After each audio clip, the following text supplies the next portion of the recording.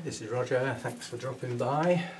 Sunday chat today sort of follows on from last Sunday's chat, so if at all possible I'll stick a little thing up in the top right hand corner that links to last Sunday's video. If you're interested, you can watch that one first and then this one will follow on. Subject really last week was about space, utilising space, the sorts of space we can grow orchids in, and hinted at what comes next.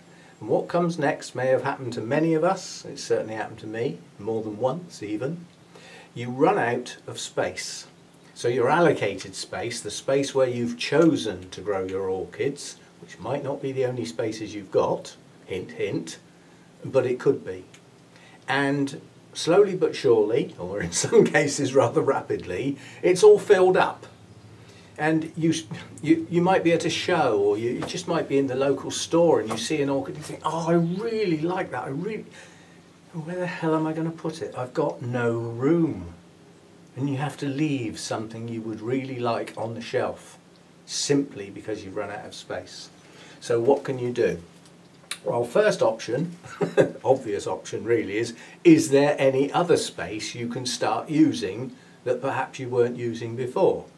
Given the criteria of last week, if you've chosen a place where you see your orchids very frequently, perhaps they're all together, yeah, that's great. But if you choose another space, possibly in another room, you may be venturing into that thing that I said about, can you see your orchids? Do you have to go there to see them?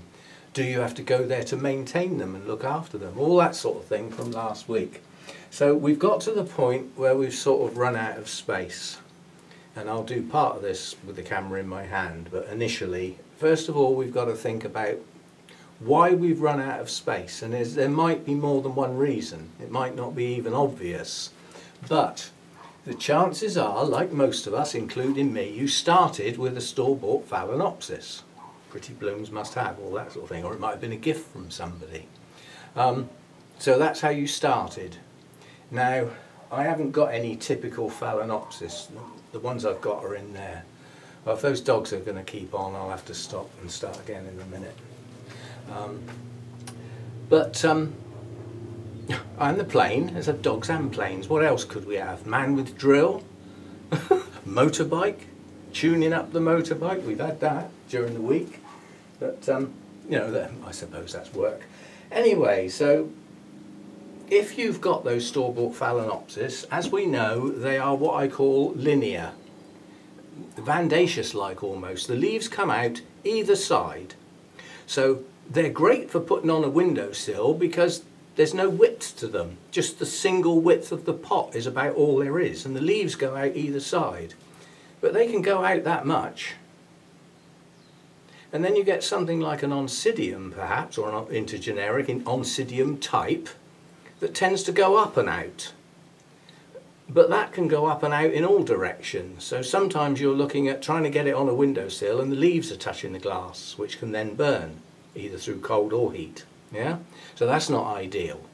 So perhaps you've got a shelf very close to the windowsill that extends the windowsill out, that allows you to have those taller those sort of things, these sort of things.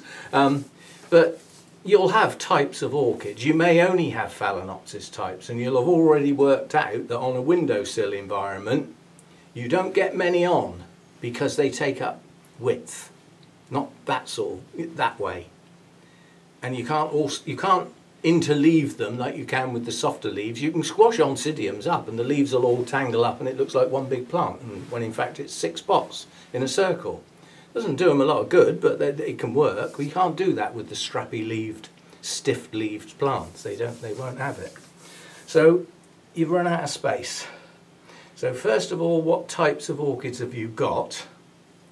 And as your collection expanded, you'll have done some Pretty Blooms Must Have, you'll have done some thought about ones, you might have done an order from a nursery online and got a box full in, but you'll have gone down certain roads. So if you're thinking about getting rid of some orchids because you've run out of space, the first thing is to backtrack. Yeah, because the most recent ones that you've got are probably ones that you liked better than anything you already had. They won't be repeats. It's very rarely anybody buys the same one, unless you've got several places. You might want a Shari Baby in each special place that you grow orchids because of the fragrance. So you might have some repeats, but most people don't. So the first thing is, these are the latest ones I got. Therefore, in theory, these are the ones I like the best, which in theory also means the ones you got a while ago might not now be as good as you thought they were then.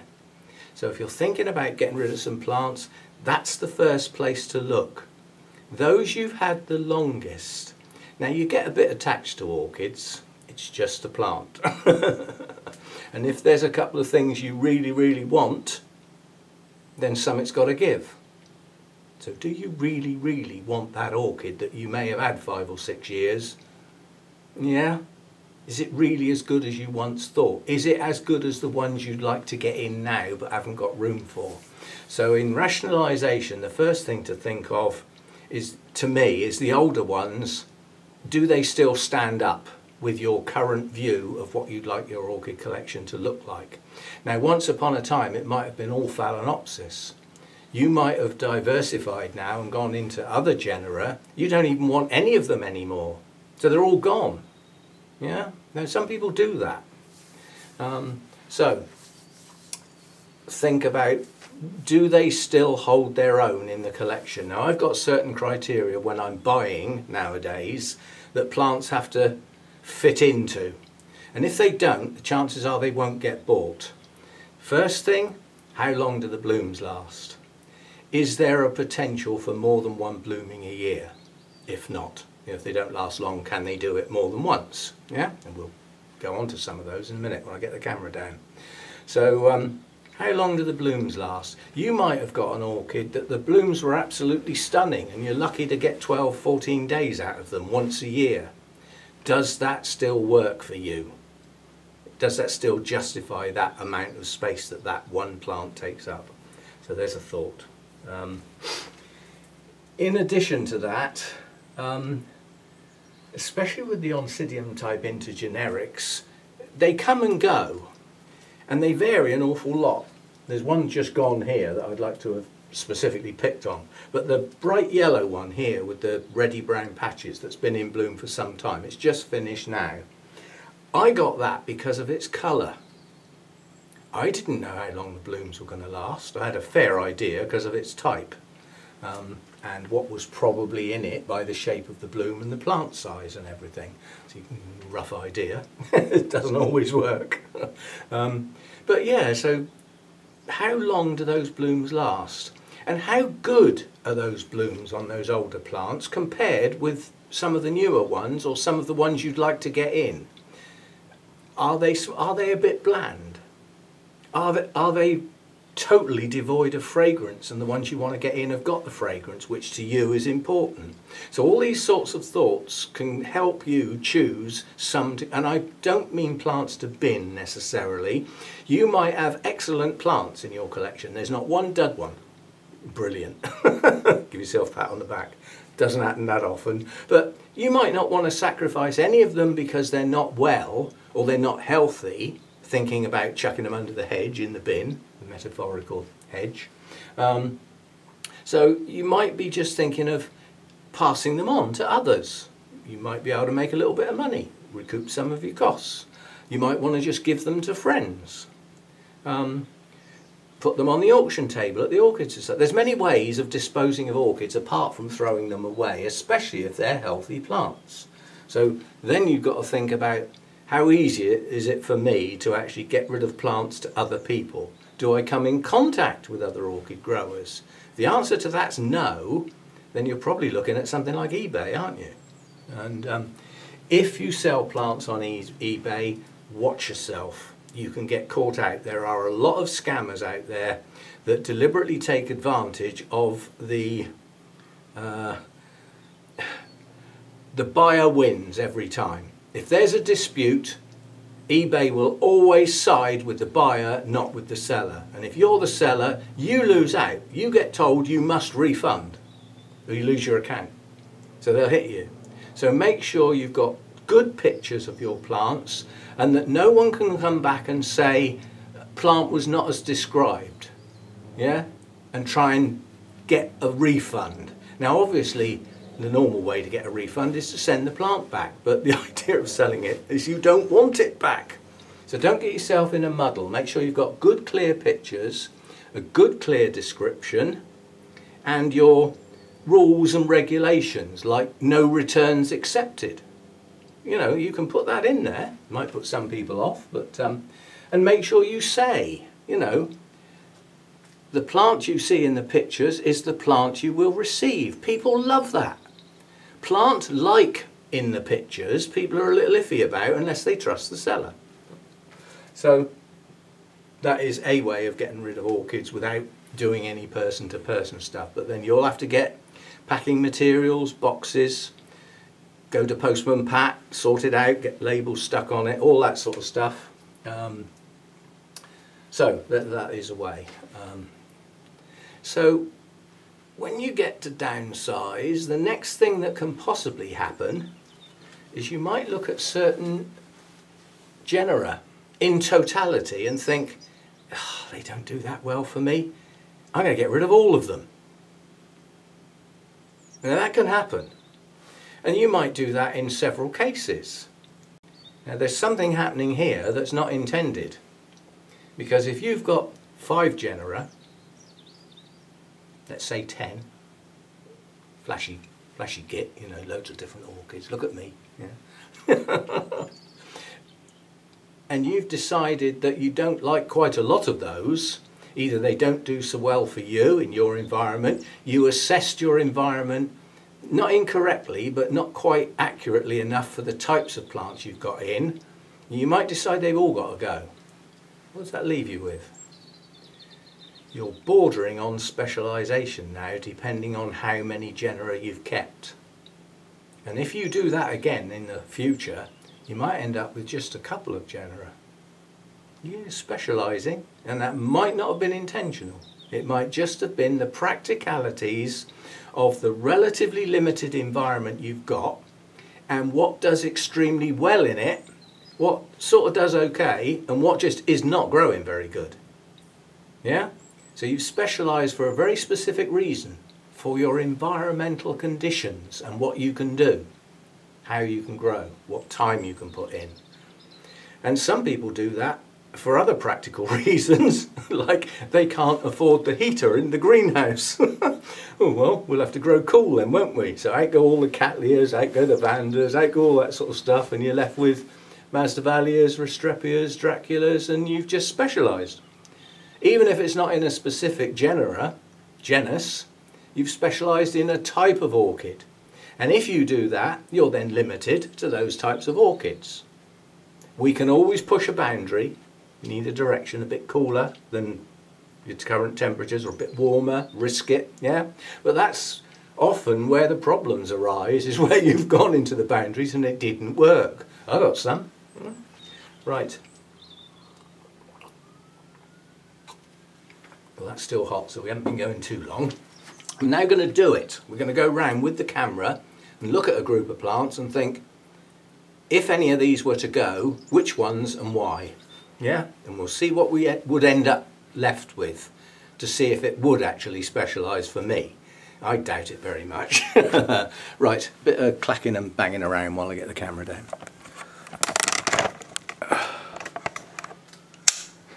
There you go, turn my screen around the right way, turn the camera around the other way. Sorry you're upside down now, but I've got to take the plinth off the bottom that attaches to the tripod, otherwise it sticks in my hand. Right, we're up and running. Right, I'm going to go round. Now, on this back shelf up here, we've got a couple of little Restrepias that were once Hannah's, those two in the corner.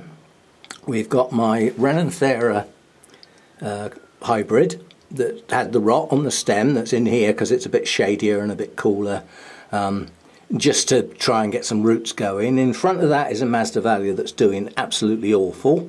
There's a funny little wet growing dendrobium thing in that little tray that's not doing very well. It's a Masdevallia hybrid here on its last bloom.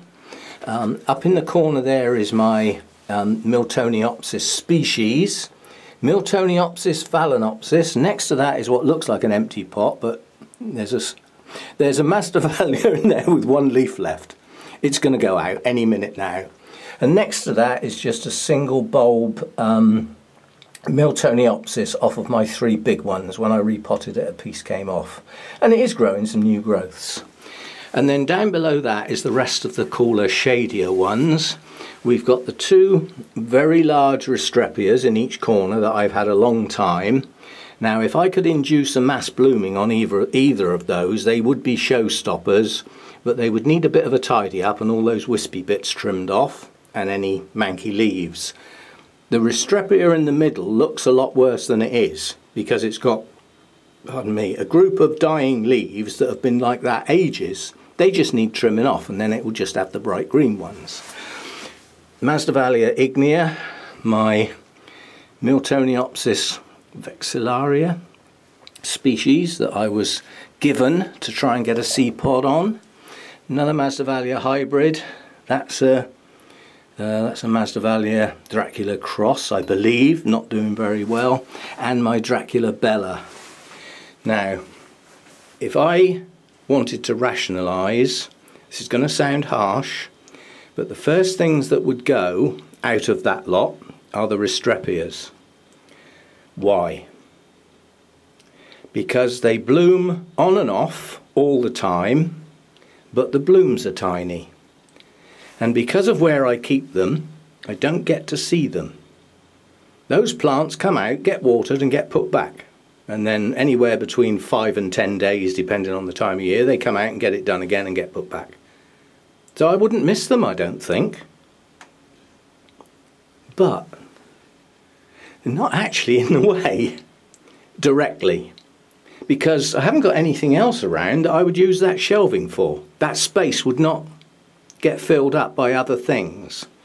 And in this arena, I haven't got loads of things queuing up waiting to come in that I'm dying to get hold of, simply because these don't do very well for me. It's too warm through the summer period.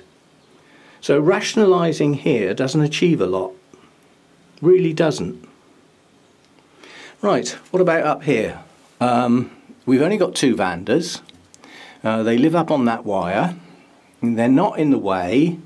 And if I got rid of them, what else would grow up there? What would that bit of space get used for? Nothing.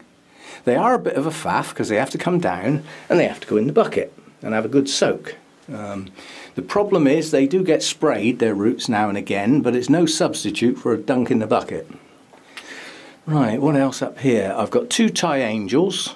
That's the one with the spike on, and another one next to it. Well, one of those could go. My 2 Nobiles take up a fair bit of space. They're quite large, strappy plants. This is my Tahitian Dancer, Oncidium type. But it is an Oncidium as opposed to an intergeneric as such, in Oncidium hybrid. A couple of little pots. This is one of my Latoria types. The plant itself is not doing very well at all, and yet it's still got 2 spikes on. That's the Dendrobium Alexandrae.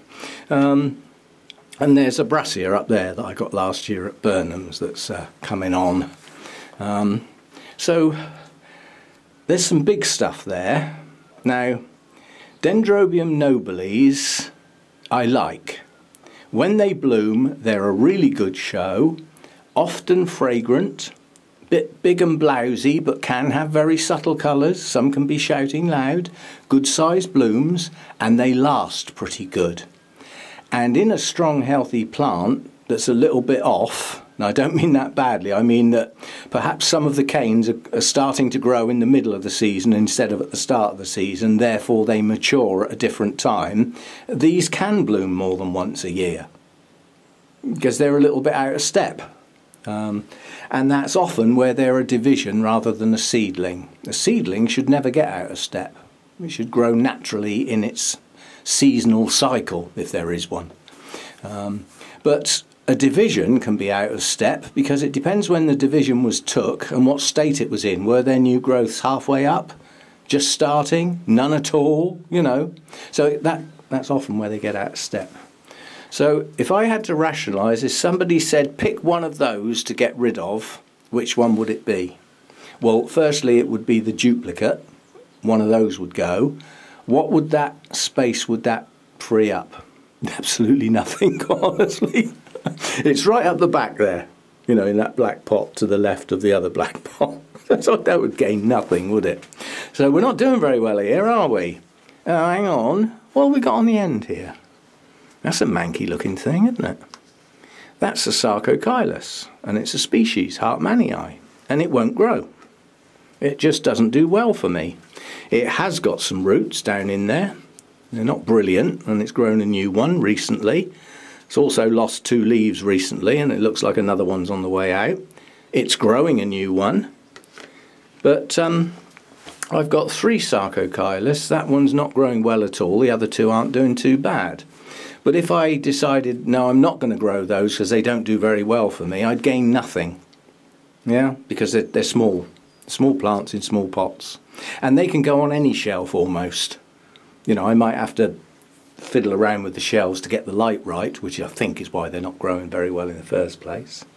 Yeah, so we're not getting very far yet, are we? Right down the bottom there, on the bottom shelf, is my Coelogene cristata.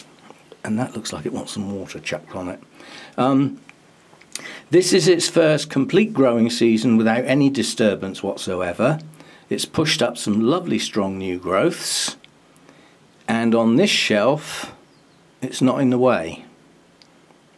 Now, if that was gone, I could utilise this shelf for smaller, cool-growing plants. But we've already established that cool-growing plants don't do that well for me. It's a possibility, though. How many Masdevallias could I get on that shelf? And if they had their own little fan, perhaps hanging down from here, set back here, one of the little computer fans, I'd have a nice little space for them, and very easy to keep the humidity up. Just chuck water on the floor. They'd be right next to the floor. And that's also the coolest place in here. So I could go that way, get rid of that one, or possibly move it somewhere else, and have a little dedicated space for Masdevallias. How many could I get in there? Dozen? What about this shelf then? I've moved the hibiki down here because for the size of the plant and the rate of growth on it, it hasn't got the best root system for the size of the plant. It's okay, it's not a failing root system or anything, but it needs more roots to support that in brighter light. So I've put it in subdued light. These are 2 Odontoglossum types that just will not grow. They're in a shadier area, they are starting to pull on. I don't want to lose either of those 2. So in any rationalisation, those would stay. Even though they're not good plants, they would stay. Ooh, getting down there's okay. Coming up here, what else? I got 2 Deisas here. One I bought relatively recently, so I'd want to keep that. The other one has started to grow sensibly, whereas it wasn't before. And they don't really get in the way much. They just need a relatively bright shelf. They don't grow that tall. They don't grow that wide. They do grow tall when the flower spike comes up. We've got a little Coelogene here. It doesn't take up much room, and it does grow reasonably well, which it doesn't look like it does at the moment. It's got a brown tip on many leaves. So something's not right in its care, because it shouldn't be doing that. They are the very oldest leaves on the plant. That is on the oldest pseudobulb. So if any leaves are going to drop due to age, that will be the first one to go. And that will be the second one. Yeah, so they're all older leaves. Newer leaves are reasonable. These are new. Yeah, those are the latest growths that bloomed. Strange habit, that one. It pushes up what looks like a pseudobulb, and then it turns into a flower spike. And then after the flower spike's finished, it grows leaves and turns back into a pseudobulb. Weird. Anyway, there's another little, that's a Miltonia what do you call it, primary cross. It was also a gift. That would stay because it's tolerant. And Miltonias do pretty good in here, and I like the blooms, and they last quite well. So that's got a lot going for it. It needs to get a new growth going now, it's just finished blooming. Up there is an Oncidium species that I was given from Zena, who's gone off to Italy now and I may never see again. So that's a memory. That arrived with 0 roots, it's now got a pot full of roots and it's growing strong. Well, it'd be silly to get rid of that sort of plant, wouldn't it?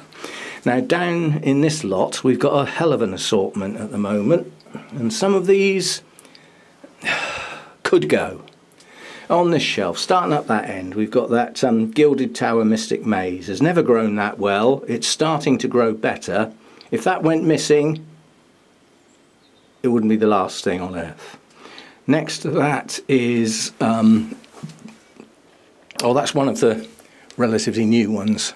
Intergeneric, no ID, and it was up in the blooming area on the wooden bench a while ago, but it's finished blooming now. This is Catatanti. So I recently bought that. I like the blooms a lot.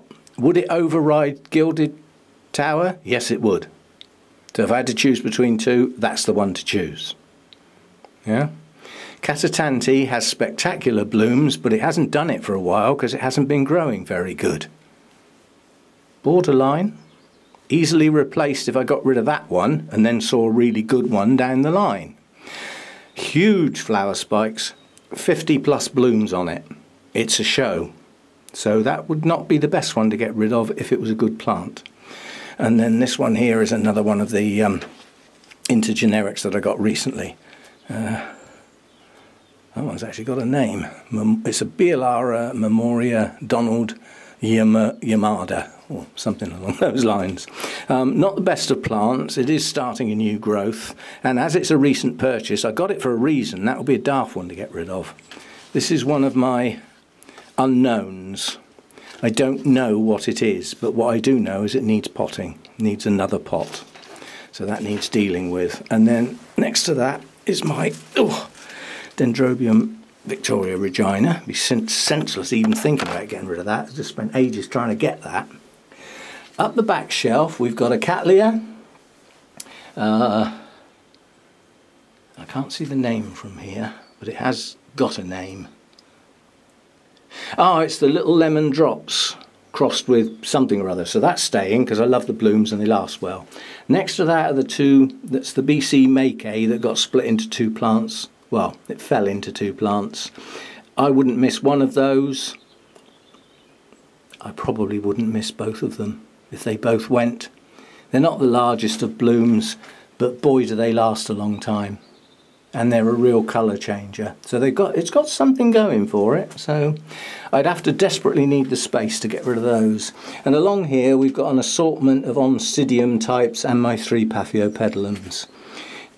2 of those came from Hannah, and that's the only reason they're still here.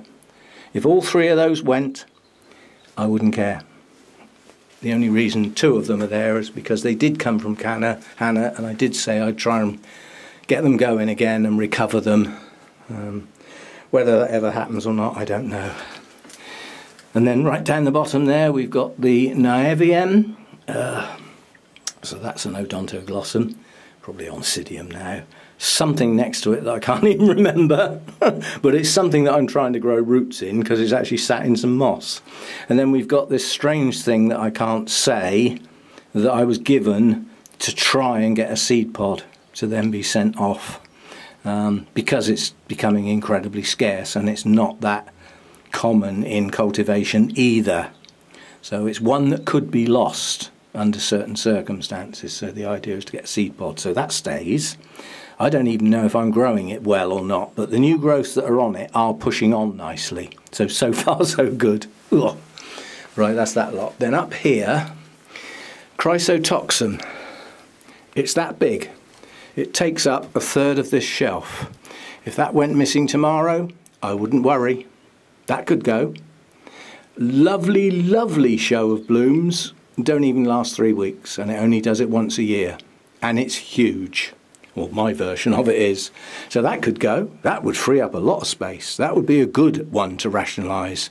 But I'd have to take it somewhere to get rid of it. There's no way I'd post something that big.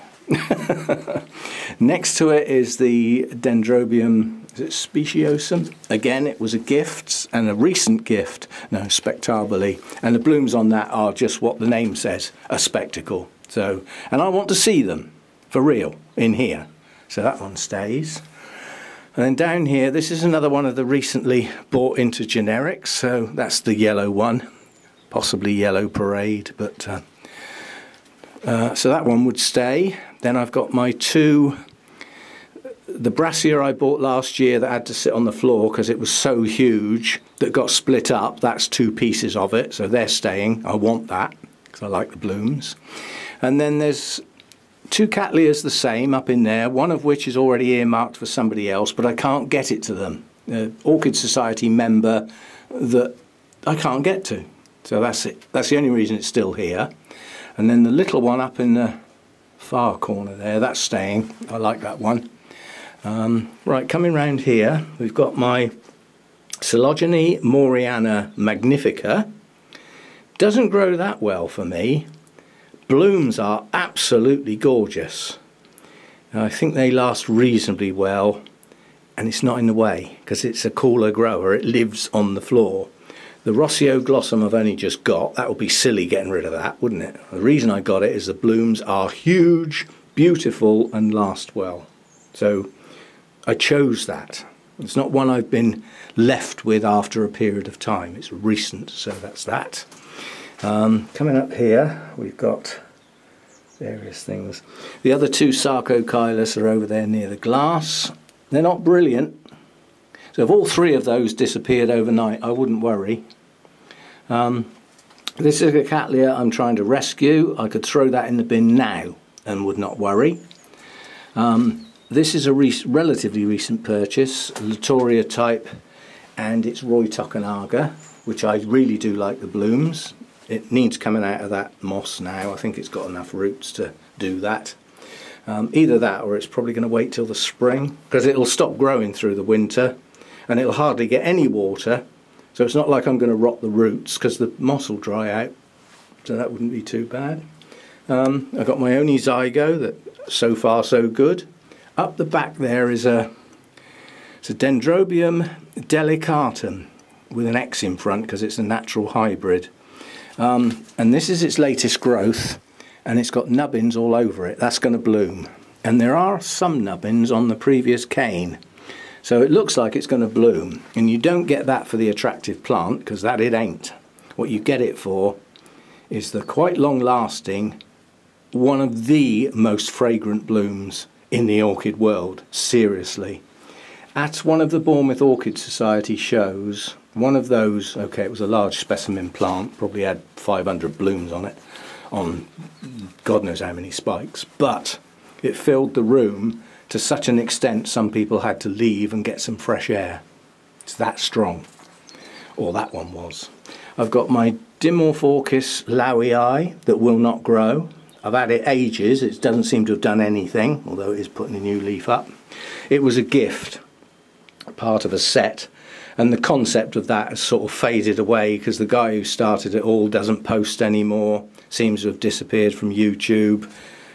That's 30 years probably away from blooming. It's never going to bloom for me. I ain't got 30 years. I'll be lucky to get 20. So, you know, but it's not really in the way, is it? It's only one pot. But it could go in a set of things to free up some space. Up here, Cattleya types, Laelia anceps, purpurata, the thingy, apple blossom, some recent purchases, some that haven't even got an ID but their blooms look like that. So there's nothing up there I particularly want to get rid of. And again, that's a Cattleya shelf, and it's got Cattleyas on, well, Laelias as well. So there's nothing in the way there, is it? Because that's their shelf. Same with that shelf there. There's two plants on there. If they went missing, I wouldn't mind because they won't grow well for me. One of them is the Encyclia cordigera. It just won't grow properly, so that could go. But that only releases one pot, doesn't it? Down here, these are Well, 3 of these are black hair types. One of them's new, this one, so that's staying obviously. I've just chosen it. You'd daft to get rid of that. I chose it for the long-lasting blooms that I find very attractive. It's the simplicity of 2 colours, pure pristine white and that goldy orange colour in the lip. Good size, good shape, very long lasting. I suspect the plant will end up being a pig to grow. The other 2 black hair types are starting to grow a bit better, and up in the corner there is the that's a Farmeri cross with Griffithianum that's got a serious problem on its leaves but has just started to grow clean, and only just, and I'm still not sure it's going to continue growing clean, so that might just get chucked away. It's not one I would really want to give to somebody because there's something wrong with it that I can't pinpoint. So that could go. You know, it has beautiful blooms in a long cascade that you're lucky to get 12 days out of them, but it can bloom more than once a year. But if it went, I wouldn't mind, and it is does take up some space, that one, so that could go. Wouldn't gain much. Down on this bottom shelf is the Bulbophyllum Elizabeth Ann Buckleberry, and it's actually a special version of this Elizabeth Ann Buckleberry. It's a one Why Won't You Bloom, but it needs more light, and it's a big strappy plant in a big heavy bowl. To give it more light, it needs to go on another shelf, but not, because soon the sun will come round and come straight in this side, and for the whole of the afternoon that will be lit up, filtered but brightly lit, because the sun's now coming in at a lower angle, and it will do that right through till the spring when the sun's out. A couple of mounted Phalaenopsis, one of which shouldn't be here. That was actually in the auction, and the person won't get in touch, so I can't post it. If that one went missing, I wouldn't mind that much. And this is my Oncidium varicosum rogersii or something like that, and I nearly lost it. I bought that for the blooms. I want to keep it for the blooms, so although it's struggling, it's not really in the way there.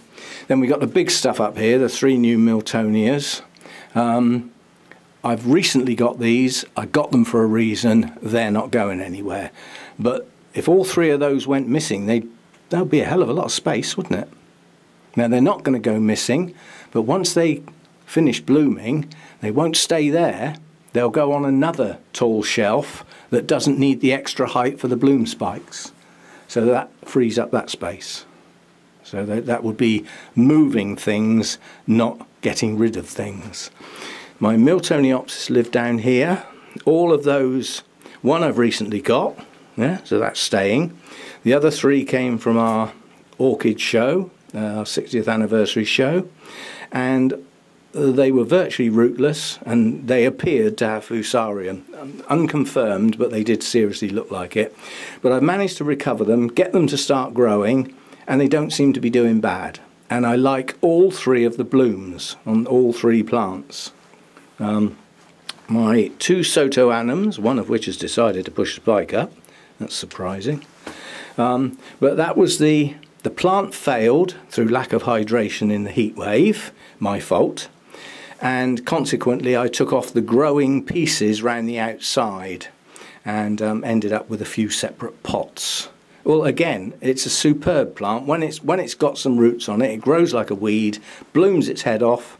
One of the bulbs last year had 6 spikes coming out of a single pseudo bulb. You can't ask much more than that, can you? So as far as rationalisation goes, we're not doing very well, are we? But I like my Cattleyas and Lalias. Those that are not doing very well, I could thin out a couple, but not many. The Oncidium intergenerics, there's a few in there could go, and some of those are quite large plants. But I wouldn't get rid of the whole type, if you see what I mean. There'd always be some around because I like them. As I said, there's a fair bit in here could go, but it doesn't really free up a lot of space for anything else that would grow there. So it didn't gain a lot, does it? You reduce the workload perhaps. I don't gain a lot by downsizing those shelves, but what else then? We then get on to the roof, the stuff up here. Now, over a period of time, the mounted orchids have increased in number dramatically. Some of those have come out of pots because they didn't do well to see if they'll do better on a mount. And quite a lot of them are. Yeah? But nonetheless, they still come into the similar categories. I mean, you take this was just a little piece of a twinkle that broke off. That's coming on nicely. Yeah, 2 new growths on there are pushing on nicely. It's grown quite a lot of new roots. So that's going to make quite a nice plant on that little mount. And it's the yellow twinkle, so I like the blooms. They last pretty good. So we'll keep that. And most of the mounts were dendrobiums, with some exceptions, but you know, there's a lot of other things. I've started adding in quite a lot of the twinkles got mounted, most of them. A couple of other Oncidium types. I've got my one Aerangis that Lynn gave me. I used to have quite a few of those and they all failed. Their mounts started to rot and I tried getting them off their mounts and mounting them again and they just failed. They just all keeled over. They didn't take to that one little bit. But then we've got these long cane ones over here. Now one of those is Dendrobium anosmum. 3 weeks of blooms if you're lucky, once a year, and takes up a lot of vertical space. If that one plant went, what would it make room for? Well, it would make room for another 1 or 2 mounts, preferably with shorter canes. Well, I don't really want to get rid of it. A Nesta is the same size plant and virtually identical blooms except for a much deeper colour. Both got the same fragrance, both last about the same amount of time. Do I really need both of them? And if I had to choose, Nesta would win and the Anosmum would go. Now I already made a choice between the Primulinum and the Aphyllum, which are very, very similar. Slightly shorter canes, but I chose the one that was a gift, sentimental gift. Yeah? And the other one went to INSA. This is a relatively recent one. As choices go, not as good as I thought it was going to be, on the grounds that it said the blooms were long lasting, and they're not. But they are very, very attractive. But again, you know, we've got long flipping canes, takes up room, but this is my place where I can put long canes because I took this top shelf out. So they've got room to hang. So I have got room for these. We've got my Hercoglossum, that's not going anywhere, despite being a big strappy plant. Next to that we've got our Friedrichsianum Hanna, that's not going anywhere. We've got the Chrysium up the end. If that went missing overnight, I wouldn't miss it. It's never bloomed. It's absolutely huge. It's a right pain getting down and putting back for watering. I wouldn't miss that one. That would free up quite a bit of hanging space. Up there we got 3 Cattleya types. My little Cernua, that's the Genmanii about to bloom. And the Laelia something or other up in the corner there. And my 2 Renantheras. Well, they're recent purchases. That's a recent genus to try. We'll be daft getting rid of them this soon. You know, I haven't had them that long. Up here, all my Tolumnias. I could say goodbye to half of those quite happily because they're just not growing very well as a consequence of getting scale. Yeah? And the ones that are growing well, just keep those and have a better looking collection. It wouldn't free up a lot of space, but it would free up some. But in a small space, you can get a hell of a lot of Tolumnias, hell of a lot. And then there's a couple of odd bits on the end. There's Comet King, Nobly type. That was a Kiki from Rachel that came with the Holy Clay pots, I think. Yes. And it wouldn't grow. Now it is, doing well, beautiful blooms, and it's now going to be a strong plant. Now it's got some flipping roots. This is this year's cane, pushing on, not finished growing yet.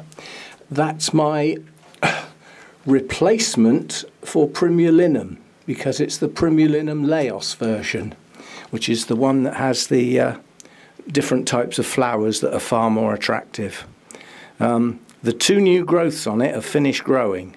They may get a little more girth to them, but they've reached their terminal leaves, so they're not going to get any bigger.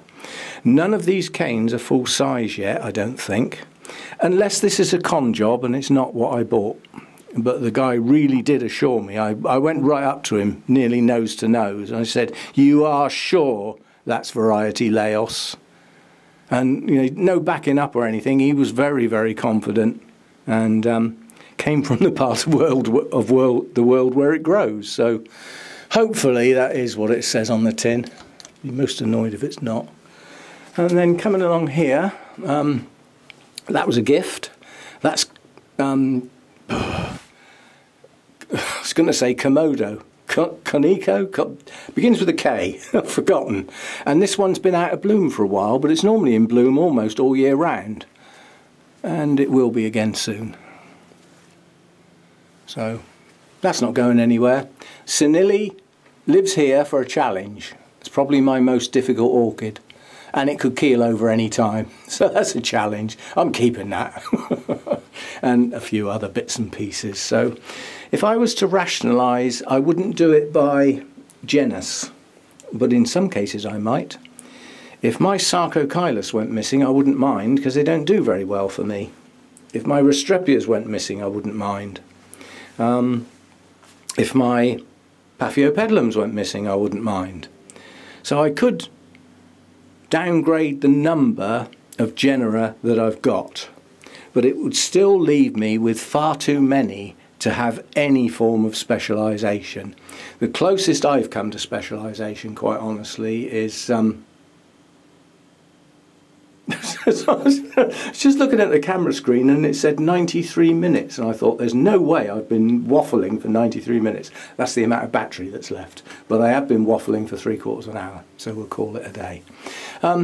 Yeah, so the closest I've got to specialisation is the Dendrobiums, but that's a difficult thing to say you've really specialised in because of the different types. If I decided to only grow Nobiles and their hybrids, that's specialising, but I haven't. Winter resting types, I've got a few of those, but I haven't specialised in them. Black hair types, they don't do that so good for me, so I certainly haven't specialised down that road. Yeah, so yeah, rationalisation is a personal thing, but the easiest way to free up space is get rid of some big stuff. But if that's the stuff you really like most, then that's not going to happen, is it? But I think the easiest way, if somebody says, okay, you've got 50 orchids, I want to see that down to 40 by next weekend. Yeah? So that you can get some new stuff in that you keep talking about that you want, that you can't get in because you haven't got the space. So I want 10 gone. The first place to look is those that take up the most space, do they justify it? And secondly, the ones you've had a lot longer than the others, and do they still stand their own against the newer ones you've got in? Now that's a place to start. Yeah, and it'll be different for everybody. At the end of the day, everybody's got a different set of orchids anyway, haven't they? Even if you put 3 people together that have only got Phalaenopsis, I doubt if any of them will have the same one. There's so many out there, isn't there? But that's my thoughts on trying to rationalise. One day I might have to do this seriously in a very short space of time, and that's when I have to get out of this house and this lot have to move with me to somewhere else, and that somewhere else might not have anywhere sensible to put them, and they might have to just go in a spare room temporarily till I get something sorted. That's a good time to get rid of stuff. And a good excuse as well. Anyway, I've got other things to do today. I was just looking on the Facebook group. Milan posted Queen Anne, the one that I've just dumped because it had a virus. And here's some food for thought. The only person I think will probably already know the answer without doing some digging is probably Michael McCarthy. But Queen Anne, Miltonia Queen Anne, if you look up its heritage, is around 62% of, I've forgotten which one now, but around 60% of this one, Spectabilis, yeah? The ordinary one. Now don't forget, for much of its life, Morliana was a variety of Spectabilis. So Miltonia, Spectabilis, variety, Morliana, yeah? Now if you're looking at the ancestry of a hybrid and a species is in it where the variety was used, would that variety be named, or would it just say the species? Because I can't believe Queen Anne hasn't got a lot of that in it. A hell of a lot of that in it. Now that's a species in its own right now, but that's not what was true when the cross was made. When Queen Anne came out and was registered, this was a variety of Spectabilis, not a species in its own right. That's a more recent thing. So there's a little quiz for you. I'd like to know the answer, but I can't be bothered to go and find out. But look, this one's just open. Look at the depth of colour compared with the others near it. Yeah. Now I know that Milan's picture doesn't do justice to the true colour of Queen Anne. It's a lot deeper than his picture shows, and that would be true of these. I mean, there's almost a red tinge to that lip, and using this camera, it's not red at all. It's purple. But cameras can play funny tricks with colours, and they often lighten them, so you lose some of the depth of colour. Anyway, there's a little thought then. If a named variety, a specific variety that's found in the wild, yes, of a particular species is used in a hybrid, would the variety name be maintained when it was registered, or would it be dropped? Because I don't know. It's not going to make my world a much fluffier, prettier place to find that out, but it'd be interesting to find out. And I will see you next time. Thanks for dropping by.